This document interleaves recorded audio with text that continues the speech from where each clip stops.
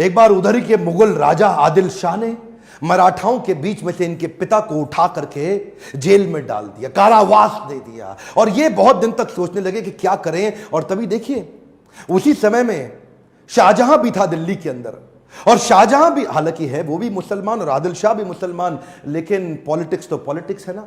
तो मुगल राजाओं को उन्होंने आपस में कैसे भिड़वाया, उधर उनको सपोर्ट और अलायंस की बात करी। इतने मास्टर अलायंस के मामले में, कब कहां किससे अलायंस बिल्ड करना। शाहजहां को बोले कि आप इस पर इंफ्लुएंस डालो, ये मेरे पिता को छोड़े, और शाहजहां उनकी बात मान गए।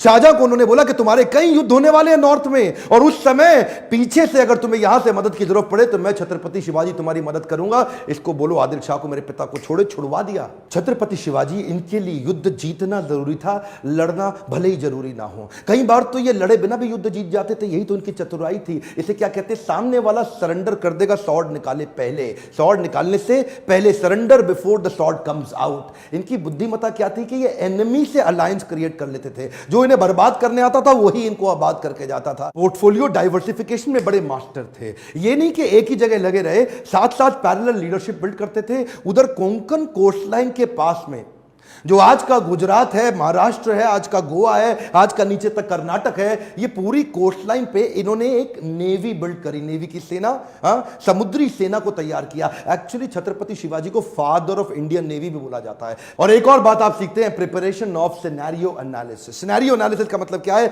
आने वाले समय में सिनेरियो ए होगा तो मैं ऐसे लड़ूंगा, बी होगा तो ऐसे लड़ूंगा, सी होगा तो ऐसे लड़ूंगा। सिनेरियो की तैयारी पहले रखनी चाहिए। उस समय वहां का तानाशाह आदिल शाह, जो उस समय तक शिवाजी से बहुत तंग आ चुका था, बहुत परेशान हो चुका था, इन्होंने अपने सबसे बड़े सेनापति, सबसे चीफ जनरल अफजल खान को भेजा कि अफजल खान इसको खत्म करके आओ किसी तरीके से। अफजल खान जानता था शिवाजी एक ईमानदार आदमी है, तो उसको एक प्रपोजल भेज दिया, शिवाजी मैं तुमसे अकेले मिलने आऊंगा, संधि करना चाहता हूं, अकेले मिलोगे मुझसे। शिवाजी बोले ठीक है, अकेले मिल लेते, मुझे कोई समस्या नहीं। अफजल खान ने बोला नियम यह है, ना तुम्हारे पास कोई सेना, ना मेरे पास कोई सेना, मैं भी अकेला, तुम भी अकेले, ना तुम्हारे पास कोई अस्त्र शस्त्र, ना मेरे पास कोई अस्त्र शस्त्र।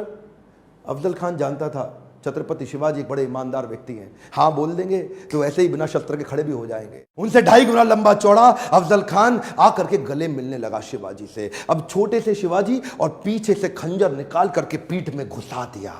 प्रिपेयर्ड थे पहले ही, शिवाजी पहले ही प्रिपेयर्ड थे। एक ऐसी लोहे की उन्होंने बुलेट जैकेट पहनी होती, पावरफुल, उन्होंने ऐसी जैकेट स्टील के अंदर बना रखी थी जिससे कितने भी खंजर डालो अंदर घुसे नहीं, लेकिन दिखाई नहीं पड़ता था। वो जानते थे कि ऐसा हो सकता है, ईमानदारी पूरी रखते लेकिन प्रिपरेशन भी रखते। इसको बोलते हैं सिनेरियो अगर सी निकल आया तो उसकी प्रिपरेशन भी रहे। हाथ पीछे से खींचा और उनका सिंह नख बाहर निकल आया, और वो जो सिंह नख नाम का उनका जो चाकू होता है ना, वो चाकू शेर के पंजे जैसा, इतना सॉलिड कि उसको घुसाया पेट में। अफजल खान का किडनी वहां से बाहर निकाल दी फाड़ के, और यहां रुके नहीं, इसको मारते ही अब इसकी सेना का पूरा मनोबल तोड़ दिया, उनकी मानसिक दशा को कमजोर करके उनका प्रतापगढ़ किला जीत गए। सबसे बड़ी लर्निंग